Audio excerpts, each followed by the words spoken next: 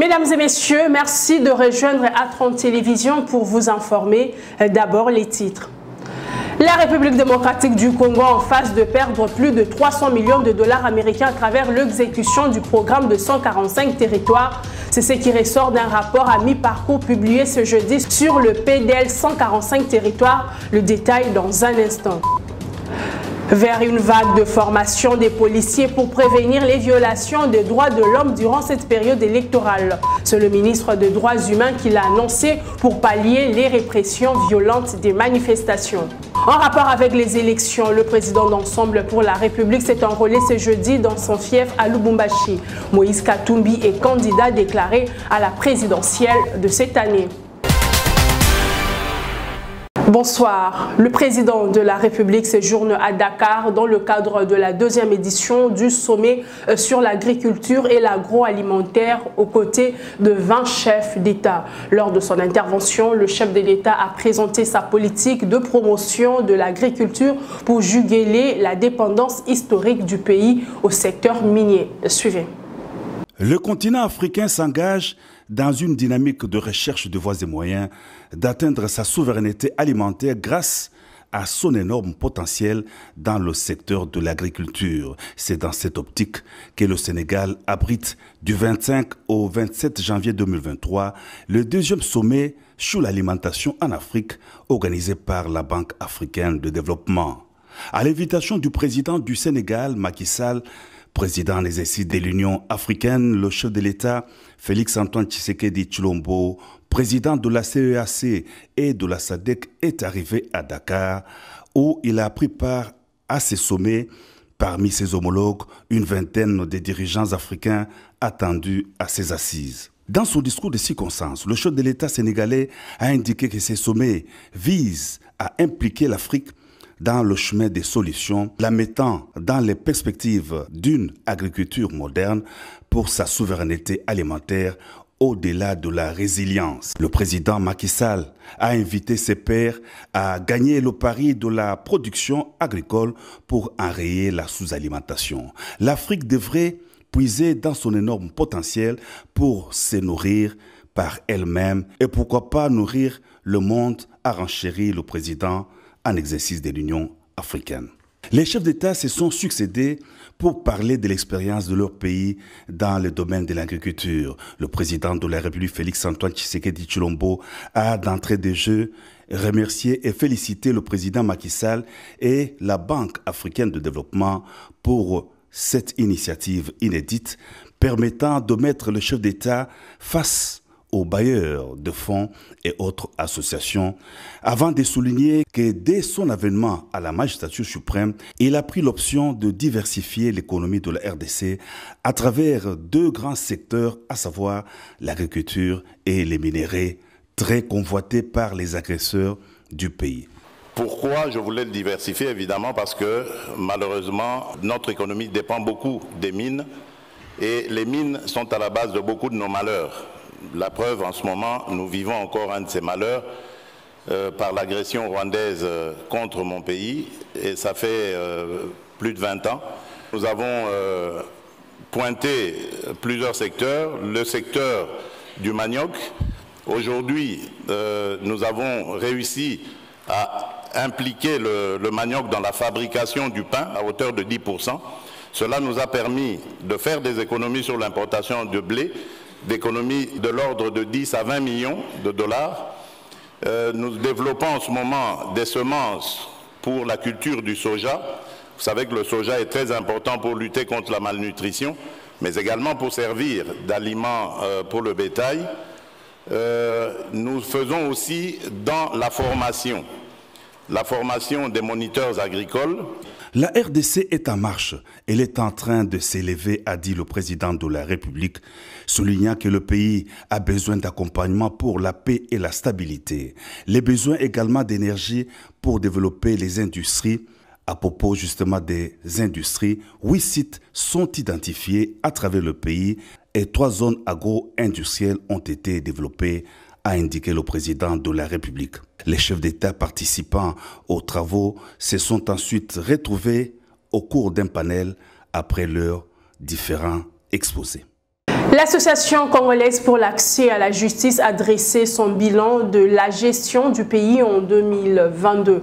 La CAJ évoque notamment la dégradation du panier de la ménagère. Déclaration faite ce jeudi par le président de cette structure à l'occasion d'un échange de vœux avec les partenaires étatiques et non étatiques de la CAJ.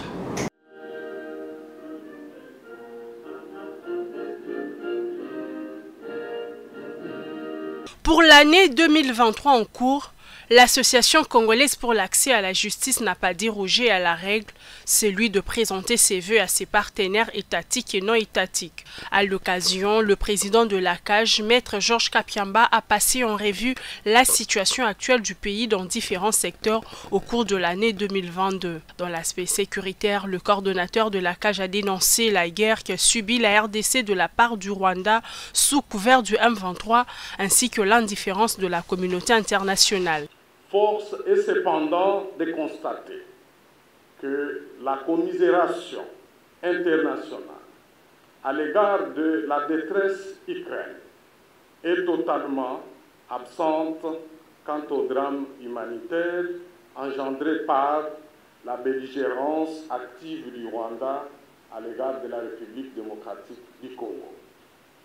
La question que d'aucuns se posent est de savoir pourquoi la République démocratique du Congo, un pays aux superficies et démographie continentale, accuse une telle vulnérabilité chronique. Au niveau social, Maître Georges Kapiamba a exprimé son regret de constater que le panier de la ménagère n'est pas toujours mis en valeur malgré le taux de croissance budgétaire. Au chapitre électoral, la CAJ salue le processus d'enrôlement en cours, mais insiste sur la transparence des élections. Afin de renforcer les mécanismes de contrôle et de transparence du processus électoral, la CAJ propose au gouvernement de mener d'utiles consultations avec des partenaires multilatéraux comme l'Union africaine, l'Union européenne et l'Organisation internationale de la francophonie afin de solliciter de leur part une assistance technique appropriée, gage de confiance et de transparence de toutes les phases électorales. Le président de la CAJ a également salué le réaménagement du cabinet du chef de l'État avant d'appeler d'autres institutions à lui emboîter le pas. Présent à la cérémonie d'échange de vœux de la CAJ, le ministre des Droits humains a annoncé une vague de formation des éléments de la police nationale congolaise pour prévenir les cas de violation des droits de l'homme lors des manifestations dans cette période électorale. On l'écoute. Qui que vous soyez, vous n'avez pas le droit de dire que les femmes ne peuvent plus mettre des pantalons, ne peuvent plus mettre des culottes. Et quand elles le font, c'est la charia, c'est la bastonnade. Ces images font le tour du monde et ça avilit notre pays. Ce problème, ce dossier est déjà pris en charge par les gouvernements. Je sais que dans les jours qui viennent, vous le suivrez. Nous venons encore de parler avant d'entrer ici avec le Premier ministre. Vous avez suivi une grande délégation des élus d'Imaniema était passée nous voir au cabinet et nous allons trouver des solutions et une mission sera effectuée à ce niveau pour qu'on arrête cela. Dans cette année 2023, et je pense que nous allons associer la CAJ, nous aurons des séances de renforcement des capacités auprès de nos policiers pour encadrer nos compatriotes pendant la période électorale, pendant la campagne et avant comme après les élections pour qu'on intériorise le fait que l'adversité, ce n'est pas de l'animosité et que celui qui ne partage pas votre avis n'est pas forcément votre ennemi. Je le disais dans les titres, publication ce jeudi d'un rapport à mi-parcours sur le programme de développement de 145 territoires. Rapport du Centre de recherche en finances publiques et développement local. Pour cette structure, le programme de développement de 145 territoires est mis en œuvre dans une approche centralisée en violation de la loi relative aux finances publiques et sa première phase pourrait faire perdre l'État plus de 300 millions de dollars américain. Reportage James Mouchia et Paul Mwinda. PDL 145 territoires entre développement et course à l'enrichissement illicite, c'est l'intitulé du rapport à mi-parcours publié par les centres de recherche en finances publiques et développement local. Dans ce document, cette structure de la société civile peint un tableau sombre de l'exécution de la première phase de ce programme à travers la RDC. La passation des marchés publics effectués dans le cadre du PDL ne respecte pas le principe de la transparence, gage de la bonne utilisation des deniers publics. Les cellules de projets et des marchés publics des ministères sectoriels habilités, notamment la santé, l'enseignement et les travaux publics, à passer la commande publique, ont été mises de côté en faveur des entités ad hoc sans compétences et d'autres déjà dissoutes après les réformes intervenues en 2010. Cette structure rapporte que le PDL 145 territoires est mis en œuvre dans une approche centralisée en violation de la Constitution. Le total des marchés surfacturés à la première phase pourrait faire perdre à l'État congolais environ 334,4 millions de dollars américains. CREFDEL constate que le PDL 145 territoires est mis en œuvre dans une approche centralisée, en violation de la Constitution, de la loi relative aux finances publiques, des marchés publics, des principes de la libre administration des provinces. Par ailleurs, le Centre de recherche en finances publiques et développement local demande au Premier ministre à mettre tout en œuvre pour recadrer la gestion de ce programme. Nous recommandons au Premier ministre à mettre tout en œuvre pour recadrer la gestion du PDL 145 territoires et aux organes supérieurs de contrôle des finances publiques d'entamer sans délai la vérification de la procédure des marchés publics pour éviter au programme de 145 territoires de connaître le même sort que celui de 100 jours. Il faut rappeler que la première phase du programme de développement local des 145 territoires a été lancée le 30 septembre 2022 par le Premier ministre Jean-Michel Samaloukonde pour une durée de 6 mois. Début du processus d'enrôlement dans la deuxième ère opérationnelle. En séjour dans l'espace Grand Kasaï, le président de la Commission électorale nationale indépendante, Denis Kadima, a visité plusieurs centres d'enregistrement à Kananga, au Kasaï central. Question de se rendre compte du bon déroulement de cette opération. Suivez.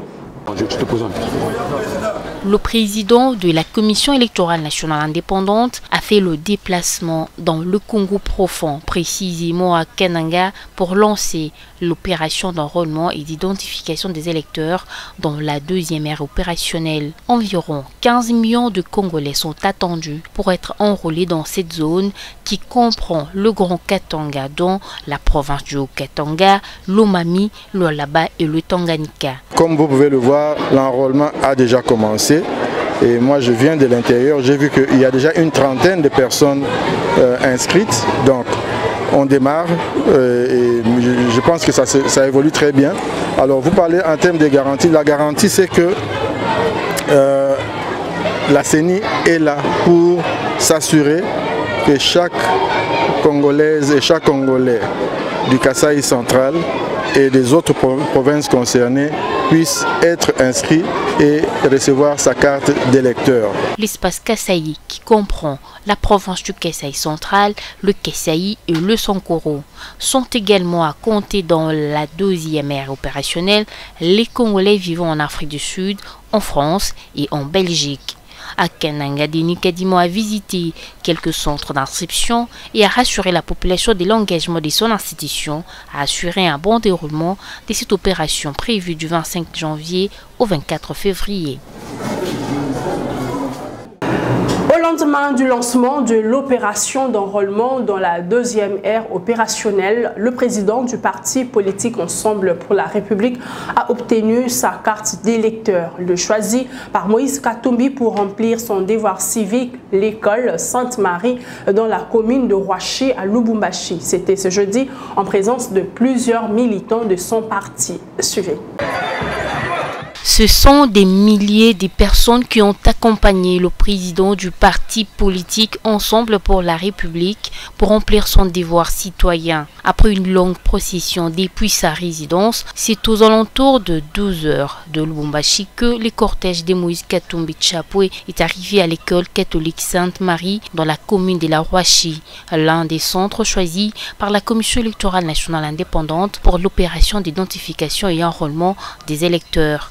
Comme tout requérant, Moïse Katumbi Tshapwe n'a pas dérogé à la procédure du remplissage des formulaires à la capture avant de recevoir sa nouvelle carte d'électeur. Au sortir du centre, le président d'Ensemble a d'abord placé un mot sur le choix de la commune de la Rouachi pour l'obtention de sa carte d'électeur. Il s'agit selon lui d'une manière de témoigner son attachement aux habitants de cette partie de Lubumbashi dont la plupart vivent la précarité.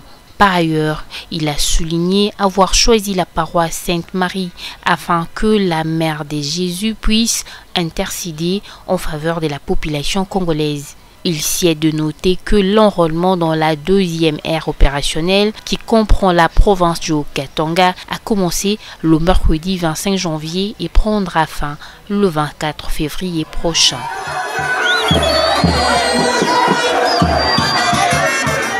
Le délégué général de l'Alliance pour les actions citoyennes a obtenu sa carte d'électeur à Kindélé dans la commune de Mongafula. Christian Mbaou a invité la population à s'enrôler pour consolider l'alternance démocratique qui passe par les élections.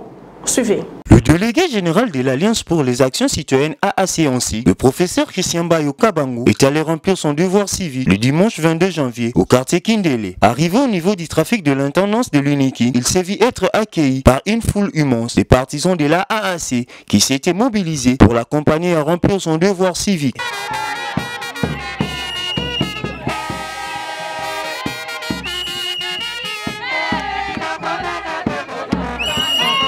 Après avoir fait la ronde du quartier où on l'a vu grandir, le prof Mbayou est allé à l'école Daniela pour s'enrôler.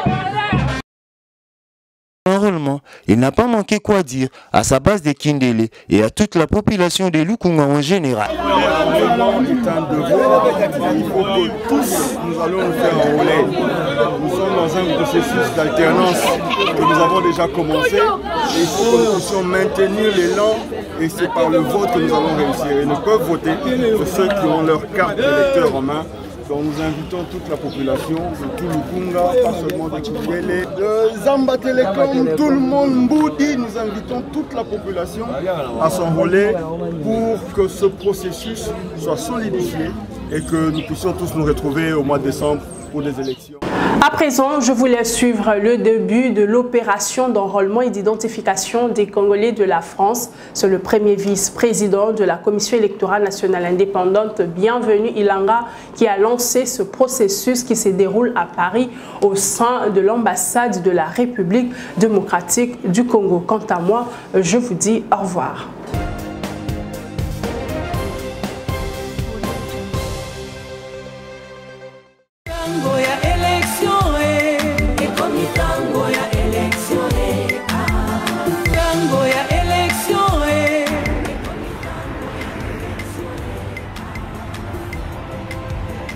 L'opération d'enrôlement et d'identification des Congolais résidant à l'étranger a effectivement débuté en France ce 25 janvier 2023 sous la supervision du premier vice-président de la CENI, Bienvenue Ilanga, qui conduit une délégation de la centrale électorale venue de Kinshasa. Sur 32 cours Albert Ier à l'ambassade de la RDC en France, c'est à 8 h que le centre d'enrôlement a ouvert les portes. Tout se passe comme prévu, se félicite le premier vice-président de la centrale électorale. Et tout se passe très bien, vous avez vu, nous sommes dans la salle, c'est bien aménagé. Les machines derrière moi, vous voyez que ça fonctionne bien, il y en a suffisamment pour la prise en charge de nos compatriotes et disons de tous les requérants qui peuvent arriver ici. seul centre d'enrôlement pour toute la République française. Bienvenue, Ilanga souligne que c'est la loi qui en a décidé ainsi. Bon, un seul bureau, c'est peut-être, si vous n'êtes pas ici, vous ne comprendrez pas ce que c'est un seul bureau, vous croirez qu'il y a une machine ici. Il y a beaucoup de machines à regarder. Donc la prise en charge est facile. C'est vrai que la loi nous donne la possibilité d'enrôler au niveau de l'ambassade. Donc tout c'est par rapport à la loi.